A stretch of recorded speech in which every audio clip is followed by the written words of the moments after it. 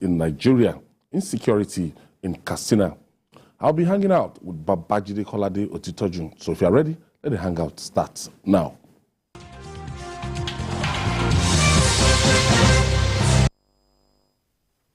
Let's begin the program today by felicitating with the wife of the governor of Taraba State, Anna Ishaku, who is a year older today.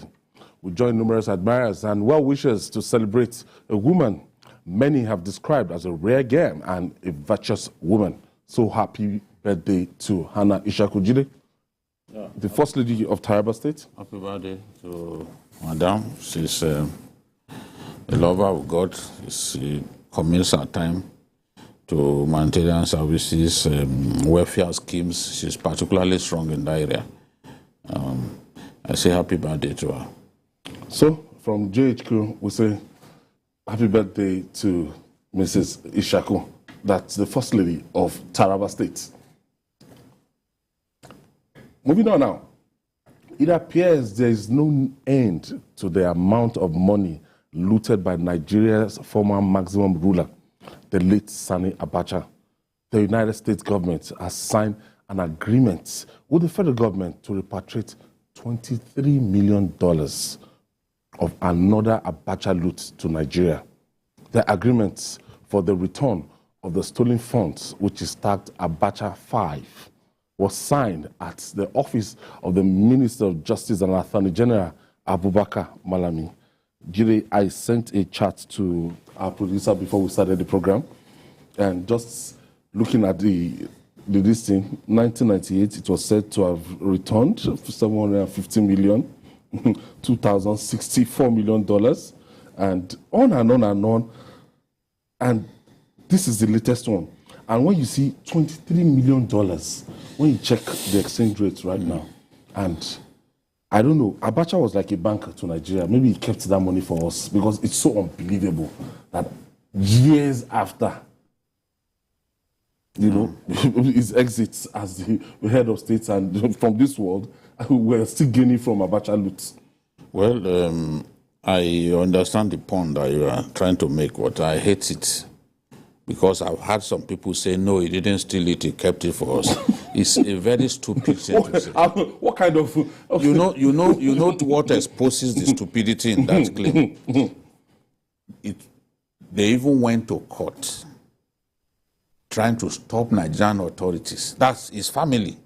Trying to stop Nigerian authorities from having access to some of the funds that he laundered that had already been seized by the order of the court. They went as far as Supreme Court. And some Nigerians will sit somewhere and be saying, oh, he didn't steal it. Oh, he was merely, he helped us to keep the money. He helped us to save for the rainy day. So when he helped us to keep the money, his own family. You know, Nigerians talk about things that they know next to nothing about. Obasanjo regime had to sit with the family and agree in settle out of court. Yes, to discontinue the court process. They agreed that they will release $1.5 billion. Yes, to Nigeria. That's what some people said that he helped us to keep. If he helped us to keep it, maybe they will simply tell us where everything was and we will go and pick it. They had to negotiate with the family for the family to even concede our money. Now, look at, there was a survey that was conducted about the greatest, in inverted commas, self-enriching world leaders. Abacha came forth. And in that survey, it was estimated that he stole up to $5 billion, that the family stole up to $5 billion. I've heard people say, oh, it is because Abacha is dead. That is why they are discovering where he kept his money. When others die, we will also discover that. I don't think absolute rubbish. Idiagbon was Nigeria's number 2. He's dead. Nobody has discovered the billions that Idiagbon stole. Shehu Shagari was president for a little more than 4 years. Nobody has discovered where Shehu Shagari even kept 20 naira of Nigerian money. And I know that others will die because there's nothing the Nigerian cannot defend. There's nothing the Nigerian... If the Nigerian likes you, as far as it's concerned, you smell like roses. That even if you are as clean as a sewage pit, if the Nigerian likes you, he will keep saying, there's nothing that you've done wrong. Abacha kept money for us. Going to town like Jersey, Switzerland. That is why, with this kind of looting, why should it be strange to you that we are discovering that an accountant general helped himself to over 100 billion. Now we are talking about settlement out of court. Many years down the line, some people will come and say, no, he didn't steal it. EFCC lied against him. Even when money is returned. We've seen, there's nothing that can shock us anymore in this country. Corruption has become become like breathing in and breathing out for us as a people. It become part of us. It's in our body. That's why people will see something that is a travesty and they will listen to practice liars telling us that he helped us to keep it somewhere. Didn't we have foreign reserve? So if we kept our money in our foreign reserves, a foreign country will come and then pack it before our eyes. So we have to negotiate with these countries. All this rubbish talk that people, they think they are making sense, but they're not making any sense. Some people say certain things that even questions the education that they claim that they have. That it's possible for someone to help his country to save money abroad. Rubbish. It's good for us anyway that at least we discovered what is told. We use some of the money for the second Niger Bridge. We use some of the money for Lagos-Ibadan Expressway. Where would we have found money? We are a country that is broke. Let nobody deceive you. A country that is spending more money to service its debt than it is generating. That is the definition of lack of sufficient solvency. What is the definition? You don't. So we need to now come to a business and finance class where Professor Doyin will now sit in front of us and say, no, this is actually not being broke. When you make what you are making in terms of revenue, 118%. Your debt to revenue ratio is 118%. It's so elementary. We even came first in the world in terms of debt to revenue ratio. These are, you see, facts are the tools of our trade. I always tell people, it is a man who has not got facts that you can easily bamboozle him, deceive him, and push him away. Facts are the tools of our trade. With the facts that we unleash, people have no choice. They know what to do. They will choose what to believe between falsehood and the truth. One other thing I want to ask, during the military regime, I don't know how it was easy. Was it printing money through CBN? Was it getting the money from CBN to take out of the country? Who can ask him? Who can ask him questions? You want to die? That's true. No national assembly. Have you watched a Peter Dossier movie before? When one guy was ranting, was threatening, he said, do you want to die? Okay. We can take this break. When we come back, we'll talk more. Stay with us.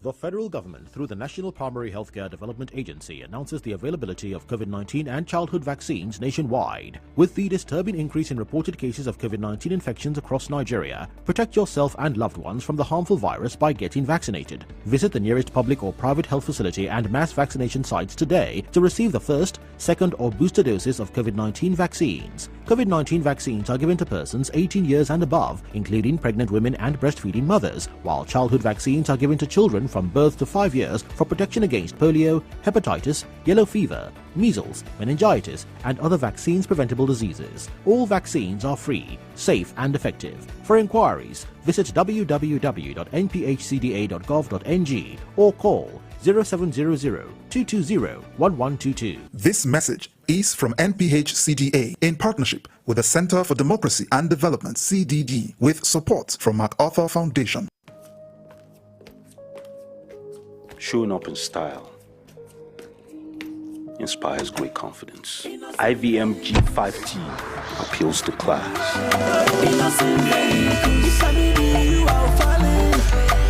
Time is of the essence. With IVM Kappa, business and meetings are always on the go. Fun time with the family. Thank you to IVM King.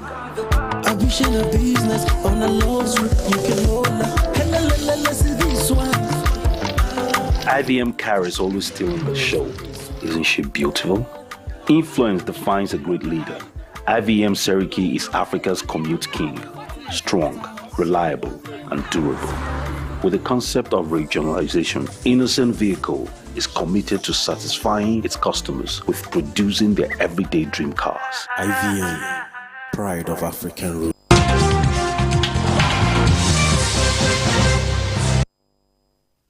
Welcome back. Still journalist Hangout. Nigeria is no doubt battling security challenges that are becoming overwhelming for the country. To effectively tackle the threats, many have stressed the need for creation of state police. The governor of Katsina State, who has battled years of insecurity in the northwest states, is supporting this call. In an interview with Babajide Kolade Otitoju, Governor Masari said the time for state police is now. Let's share the interview with you.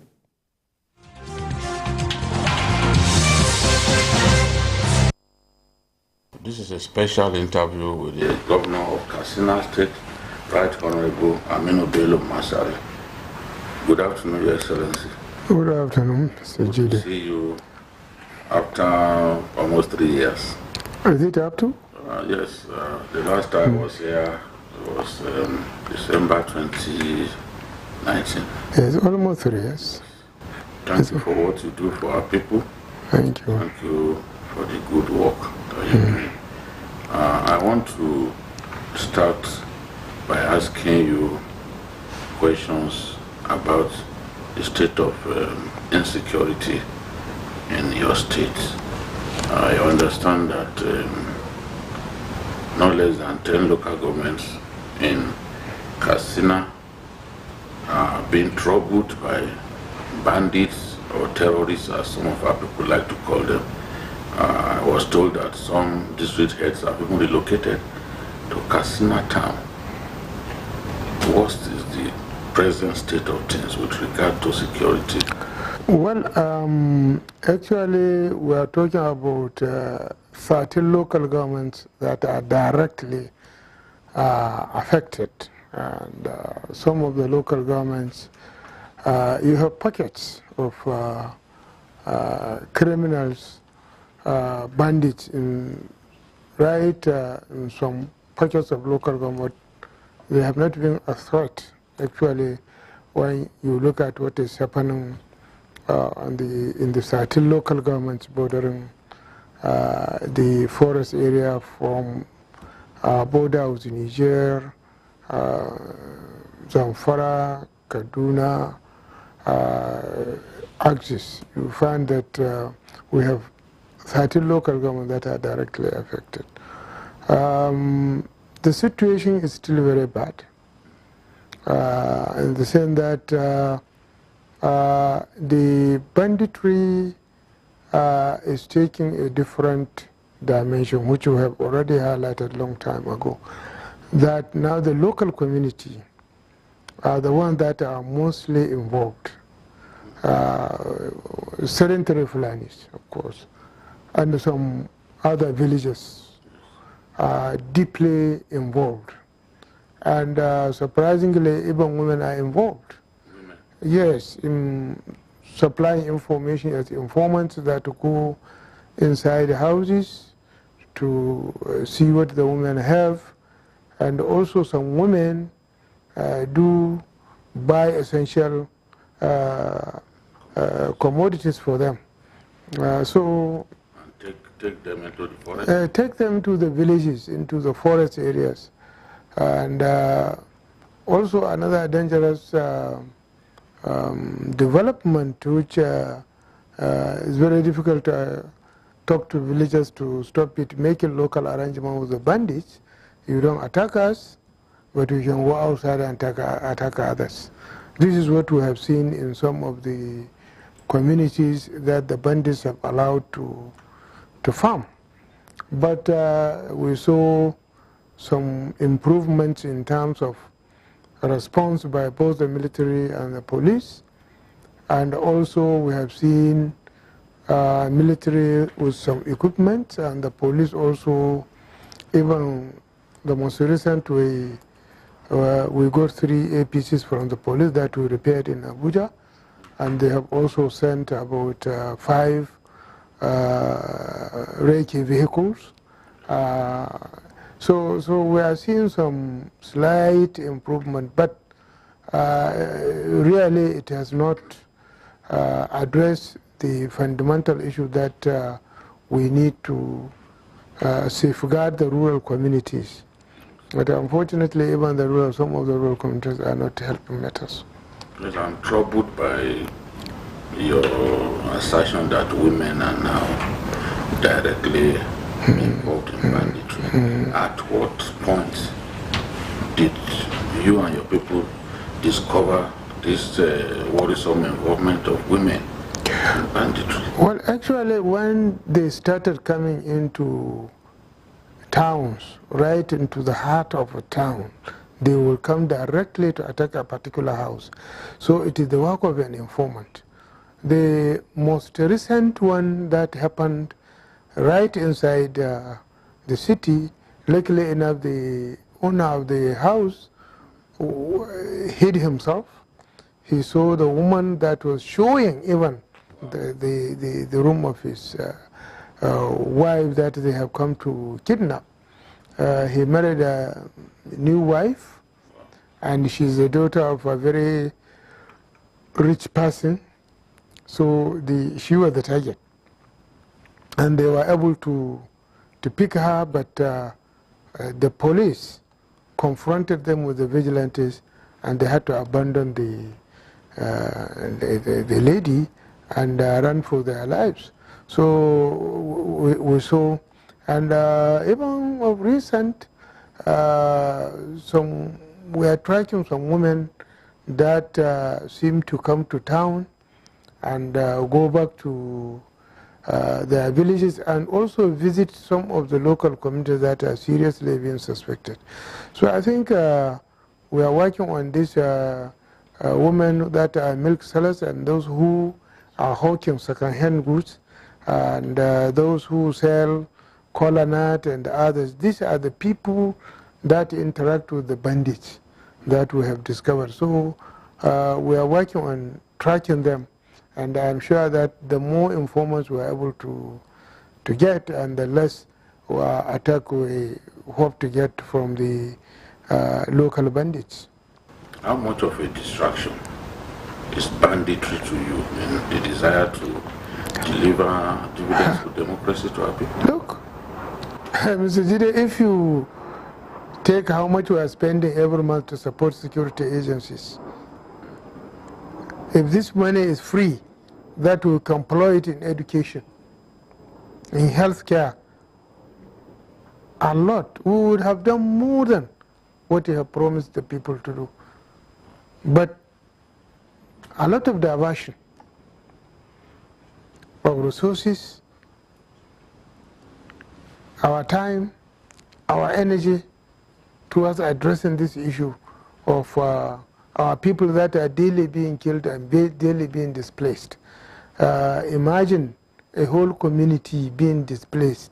They have to be fed, they have to be sheltered.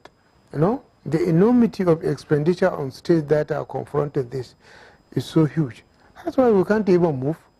We have to stay, because what I realized that there are two, even if you cannot help somebody, sympathize with him. It helps, so that he knows that you care, because that's why we're here. That's the purpose of our being here. Otherwise, what is the use? A lot of money goes in. A lot of money.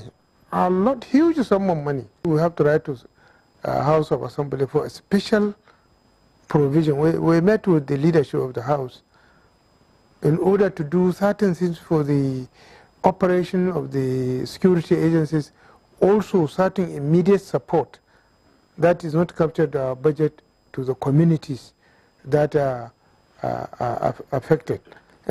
For example, this Shemfida, we have spent over 100 million to simply provide simple roofing so that the people can go back. But we still need to do more for them to be properly settled back into their villages. There are in thousands. And Shemfida is not the only village. There are many villages. There are certainly, if we have money to help them restore their structures, they prefer to go back home than to stay either as refugees or to stay with relations outside their economic means, because their economic means are their farms. If they are far away from the farms, how can they farm what they can eat, let alone what they can sell, do some other to address some other daily needs? So obviously the issue is taking a lot from the state government. It's taking more from the local governments that are bordering the forest. A lot of money is being spent in order to really control the situation. But like I always said, our problem here in Katsina is multifaceted. We have bandits coming from Niger Republic. We have Zamfara and we have Kaduna. Our three local governments, Sabwa, Landume, Axis, up to Funtua. The main problem are bandits coming from two local governments in Kaduna State, because they are closer to Landume local government, to Sabwa local government, to Funtua local government. So they can easily, within 10 minutes, they can come, flash in and flash out. What is in Katsina State is not out to 5% of the forest area. Most of the forest area is in other states. So they hibernate there. But that is the southern part of the state. But in the northern part of the state, we have started to see local boys are now the main actors rather than the forest people. But they use the forest people. When they kidnap, they take there. When they need arms, these people supply them. So they have an interrelationship with the bandits that are in the forest. And I think what, if we can really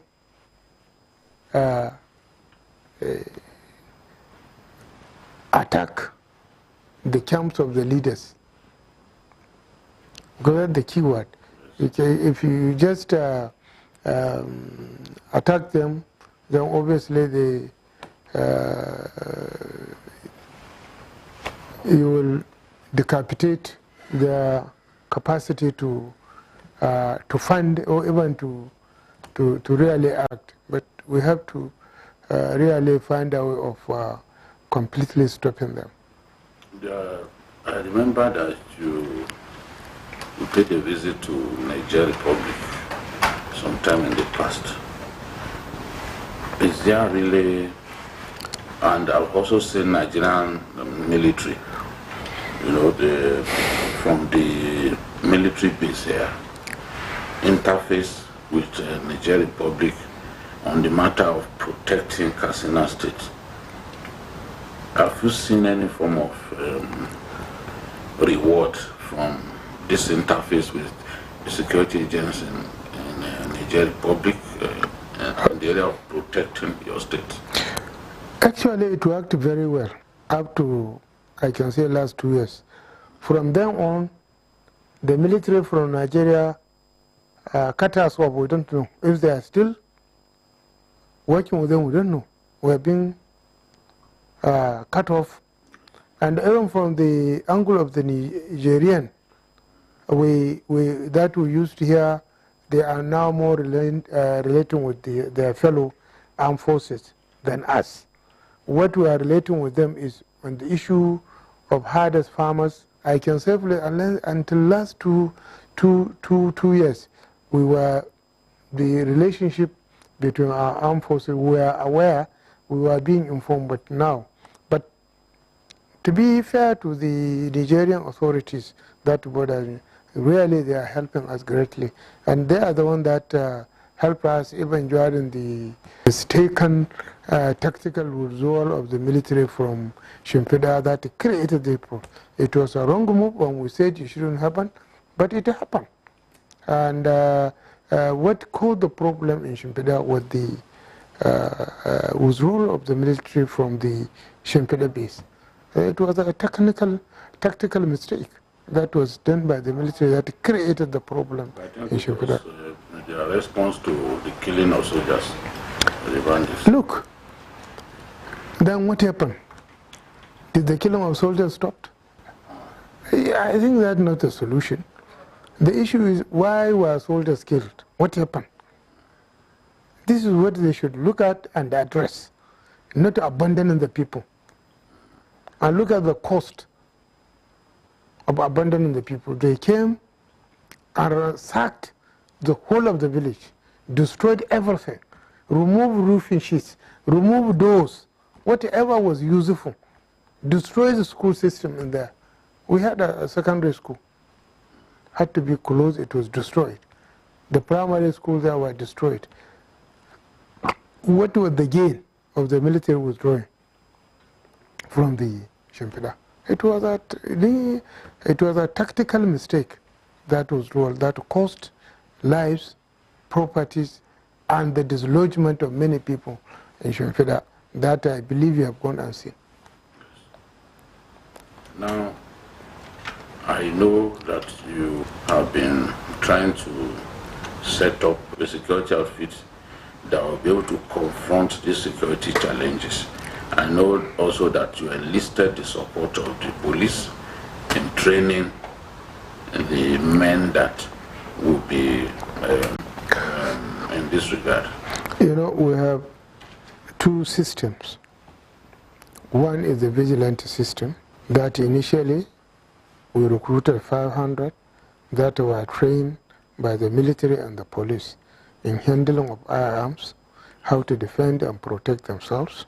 They have graduated. They were given arms and ammunition under the police custody and police instruction. We are working with an NGO, Katsina Security Initiative, formed by some concerned citizens of Katsina State under the leadership of Dr. Kurfi. We are working with them.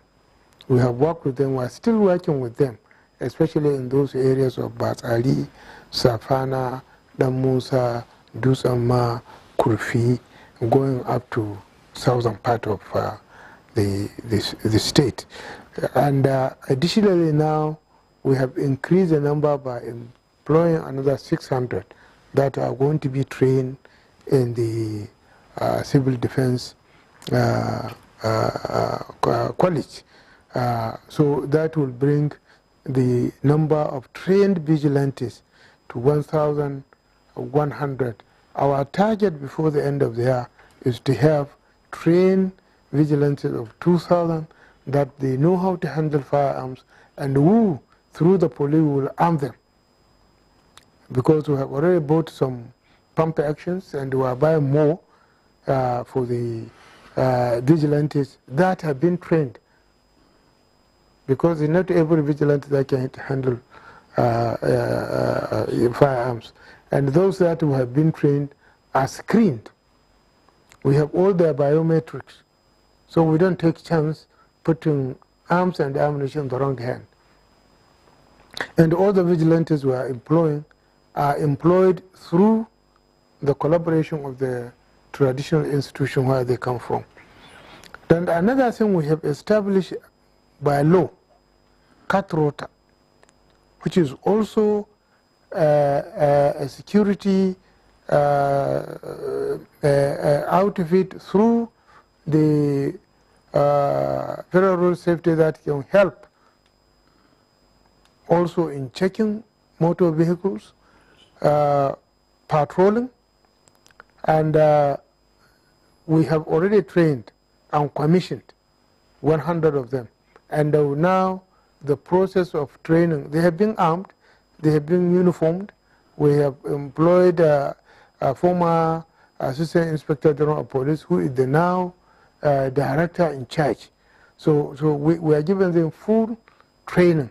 And even that, before the end of the year, we have a reservoir of 3,000 restoration vanguard youths for public functions in all the local government. There are over 3,000.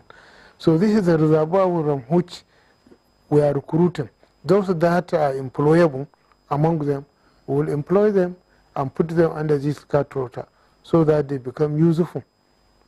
Because even now, the over 3,000, we are paying them stipend every month. So these are the two angles. The third one is the one that we are doing under our new local government law that provide for three-tier security system at ward level, local government level, and at state level. We have that involve all influential communities in the rural communities, like the head of shavers, like the head of butchers, like the head of motor park. Anybody, the youth leader in every community is a member of this community security outfit. Then through the judiciary also established alternative resolution, dispute resolution centers. That among what they do is to regulate tenancy out of court. Then we call them outdoor courts. That to provide settlement under the Chief Judge of the state. We have opened many of them across the state, and they are greatly helping in decongesting the court. What they were able to achieve in terms of settling civil disputes. In 6 months, they have done what the judiciary has not done in more than 5 years. So we are approaching the issue of this communal security from many angles, because what we realize, what gave rise to involvement of local community in this particular sad situation is the collapse of communal living, collapse of communal leadership, which is very serious, because immediately after the local government reforms, when the district area and village were stripped of responsibilities, a vacuum was created. Nobody was in charge. How many policemen do we have? They cannot police all villages. And they don't have even the equipment and the logistic requirements to cover the state, which has over 7 million population, with a police force that is not up to 5,000 in the state. That's 3 local governments. 34. 34. 34 local. Wow. In some local governments, like Kurfi local, we have 34 policemen with only 10 functional guns. The whole local government? Yes. And in that local government, you have over 100 villages. We are not talking about the settlement of 34 policemen. 34 policemen. For 100 villages. More than 100 in one local government. Hundreds of thousands of people. The population of Katsina projected is getting to 80 million now. So even if you have 7 million with 5,000 policemen, what is the ratio? 1 policeman to 350? Is this not why many people will say, oh, what we actually need is state police? Because all these security structures that you are creating, you know, state-sourced security structures that you are creating, they look invariably like state police. So why can't we just By the bullet. I think this is up to the National Assembly and the State Houses Assembly in amending the Constitution. Because unless you amend the Constitution, states cannot create police force. And we support the idea of state police. Looking at the state police, you are looking about how do we really make our federation more functional. Devolve. Yes. Devolution is a key. So obviously, while we support police, state police, but for us to have state police effectively, we need to have the Constitution amended. There was a time before the military, the police, there was Native Authority Police. Yes. There was Nigeria Police. And they were working side by side. It was the military after the Civil War now merged and abolished Native Authority Police. Would you say that was a mistake at that time? Well, I think with the benefit of hindsight, it wouldn't have been done. So you need more security outfits to be able to be meeting with the demand of today and plan for tomorrow.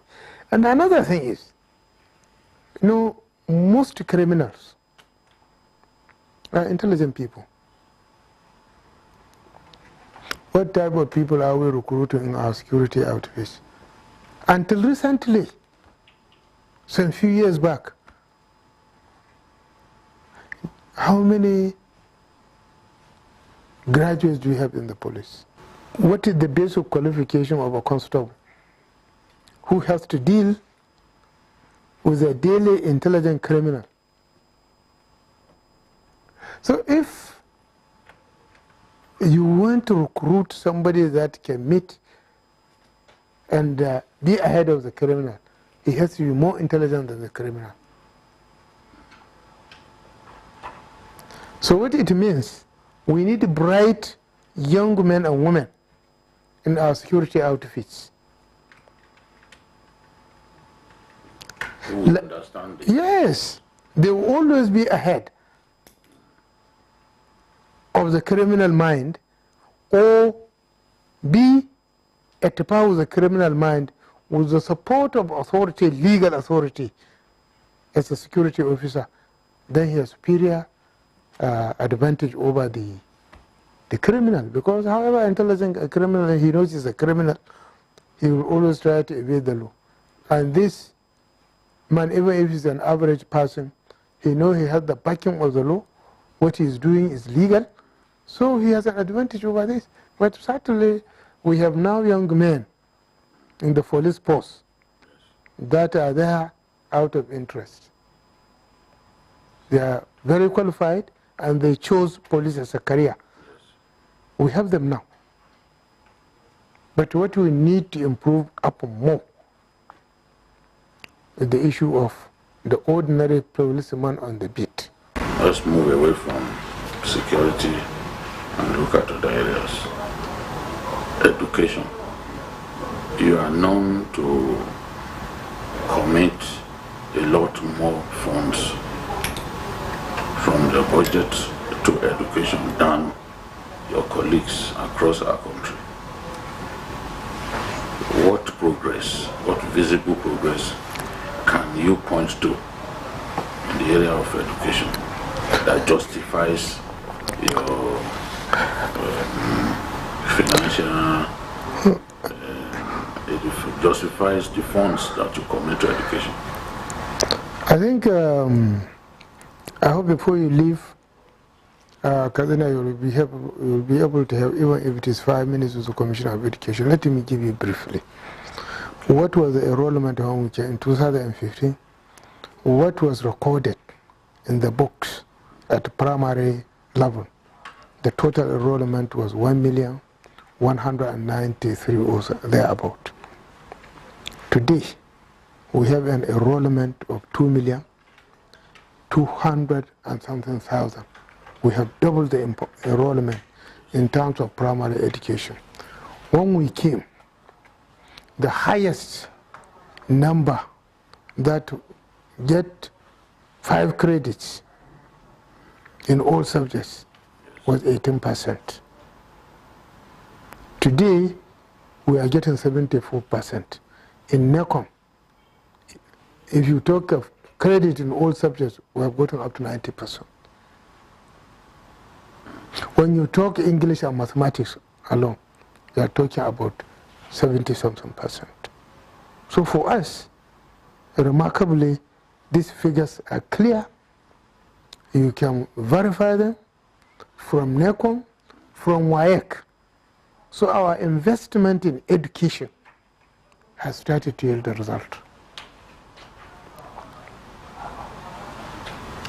So this was what you expected when you decided to vote so much? You see, historically, even before the coming of Western education, Katsina was known for education.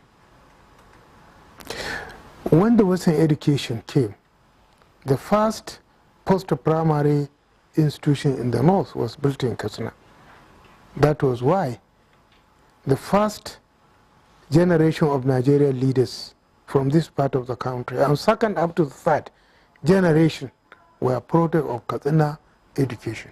So we were exporting manpower from Katsina. We were exporting manpower. Katsina was known for having its people in federal security agencies. That's why we had 2 inspector generals of police. We have many generals, including the serving president was a product of Katsina Educational Institution. Late Shehu Arado was a product. So we can see in all fields, we have provided manpower to the nation, to the northern Nigerian government. So what we realize that if we invest heavily in education, produce more educated people that go outside and offer services internationally, nationally, regionally, through them, a lot of development will come to Katsina. After all, Japan didn't build their capacity economy on oil. Singapore, Malaysia, India, they use their brain. So we have people here that certainly, if they are properly harnessed, what will come to Katsina will be great. Because I believe in our people. How are you coping with delivering infrastructure development in a season of positive reforms? Well, I think even in that area, when we look at what we have been able to achieve in 6-7 years, compare with the resources, which was not more than 1/3 of what the previous administration got. We are very proud of what we have done and what we are still doing. Because today, we have built brand new roads, more than 13 of them. We have built hundreds of kilometers. For the rural feeder roads, we have built over 2,000 kilometers.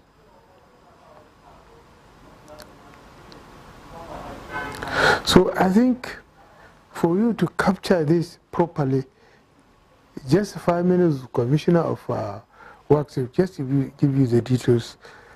I can tell you all the roads. We don't have the time for me to start road by road, road by road. We have rehabilitated all the broken down roads. Even this GBR to Basari, we have rehabilitated it, but the bandits have made it impossible for people to use it freely. But it was fully rehabilitated. Go to Ajiwa, and go to Abusta, go to other stations of Funtua and see what we have done in Malumfashi, what we have done to improve the urban water supply system. So, in terms of delivery of what we promised the people of Katsina, I thank God that we have not disappointed, even considering the scarcity of funds that we met on ground. And the insecurity. If not because of this insecurity, despite the dwindling resources, there was a time in 2017, in November, December, I know oil price dropped to $27 per barrel. Coming out of that, after election 2020, the whole world stopped Corona. What is the level of improvement that you have caused to happen in the area of revenue generation? Well, what you see, Katsina consists of 90% informal economy. If you go throughout this, they are all informal businesses. We brought in somebody from Federal Inland Revenue. We built a new edifice, you see that. Yes. We provided all the structures. What he's doing now, building the foundation blocks for revenue generation, trying to see how many of these informal businesses we can formalize so that they benefit, we benefit. And they have commissioned consultants that are doing this work. You know, it is a society that was built in this from 70s. How money was not a problem, that nobody was paying any tax. To reverse that, it has to be gradual. We have a bill before the House of Assembly of reintroduction community tax and also cattle tax. Yes, that we sent the Commissioner of Budget and Planning, visited all the 34 local governments, collated information from the local people and even from the Fulani, the legitimate Fulanis, that part of the problem is that we don't know how many they are, where they are, how many herds of cattle they have, how many ruminants they have. We don't. Nobody knows. So they felt neglected. And the ordinary person also felt neglected. He doesn't pay any tax, doesn't care. Because when it was good, we told them that everything is free. How can everything be free? So turning that culture around with politics and politicizing things that are not supposed to be politicized, are not supposed to be partisan. Whichever government comes in Katsina, whichever political party comes, they want to run the government. Can they run the government without resources? It is impossible. There are certain things which really we must have the courage to do for posterity. Finally, your friend Bola Tinubu is the standard bearer of your party for the 2023 presidential election. How would you assess the chances of your party? There are people who have told me that APC is not likely to form government at the center this time. They point to all kinds of problems, and they are even saying your state, Katsina, that there is enough trouble in the APC that will ensure that you do not even win the governorship election here. Okay, why is the trouble in the APC in Katsina? So there's division. There is no division in the APC in Katsina. See, people fail to appreciate one thing. We had primaries for gubernatorial candidates, about 9 of them. One of them emerged as the winner. Right? So obviously those who lost out will feel aggrieved, naturally. Because they came believing that they will win. And they did not. So they needed time to recover themselves. But nobody has openly declared that he has left APC in Katsina State because of primaries. What people always say is that APC governors are not team players and their attitudes make people to even leave the party in anger. Why were we able in 2015 to bring even people of PDP into the fold of APC? And they are still very much with us. Whoever said APC government is not inclusive in Katsina State is not being sincere and honest. Like I said, today, even if saints conduct primaries, some people will still feel aggrieved, naturally. When I come for something I didn't get, I will feel it. Certainly I will feel it. You know? And more especially those who are following me, who believed that my success is their salvation. And when I lose, some of them may feel that will be the end of life for them. So managing a situation like this requires time and requires understanding that no matter what you do, out of 9, even out of 2, out of 10, out of 100, if it is one position, only one person will have it. And we, in this part of the country, as Muslims, we believe what is ours shall never miss our face. So you are confident that APC will be re-elected in Katsina? I'm more than confident. We will go to the field. No single word we will go, we will not say we have done this in this word. No single out of 361 words. Don't you think this rampant insecurity could affect the party? You see, insecurity, is it a Nigerian problem alone? Niger is not secure. Mali is not secure. South Africa is not secure. You can see Central Africa, which country can claim security.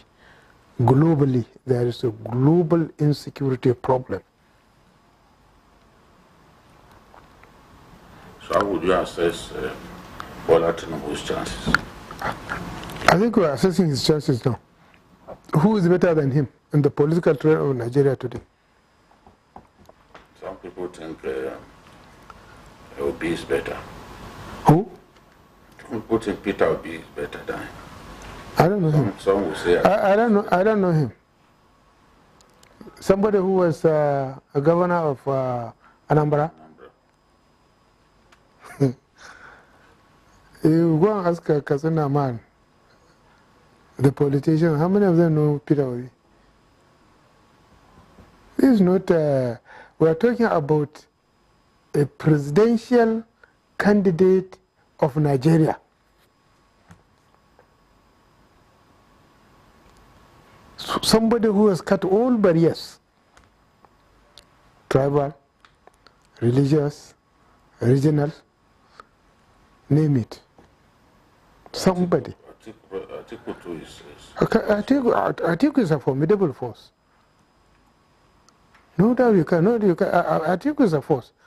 But our force is greater than him. Our force is greater than him. And he knows that. He is a veteran of contesting elections. Yes.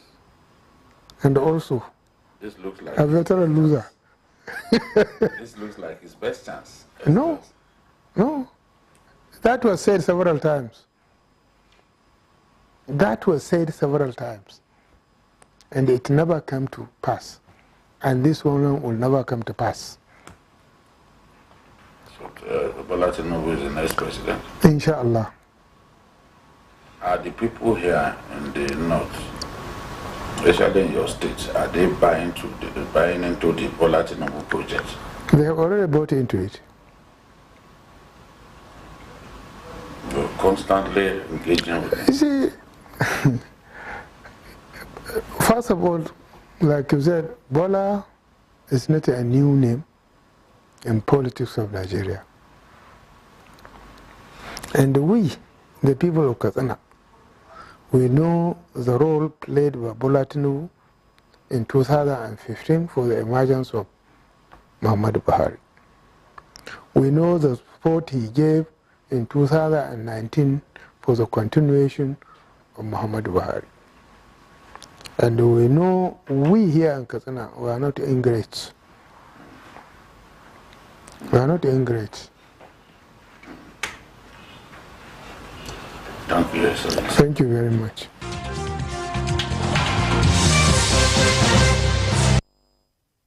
Vintage Rights Honorable Aminu Bello Masari, former Speaker of the House of Representatives and the Governor of Katsina State. Yes.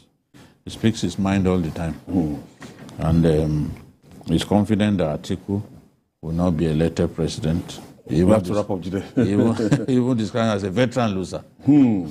All right, and that's our contribution today. Join us tomorrow for another episode of the program. You can watch the repeat broadcast of this edition tonight by 11 p.m. and join us on Sunday for Journalist Hangout on Sunday from 1:30 to 3:30 p.m. We're on YouTube, youtube.com/TVC News Nigeria. I'm Ayodele Ozuwakun. Bye for now, and God bless Nigeria.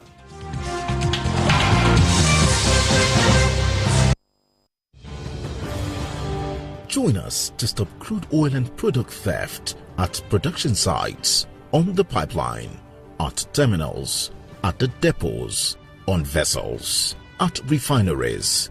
Help stop crude oil and product theft. Report infringements to www.stopcrudetheft.com. You can also validate genuine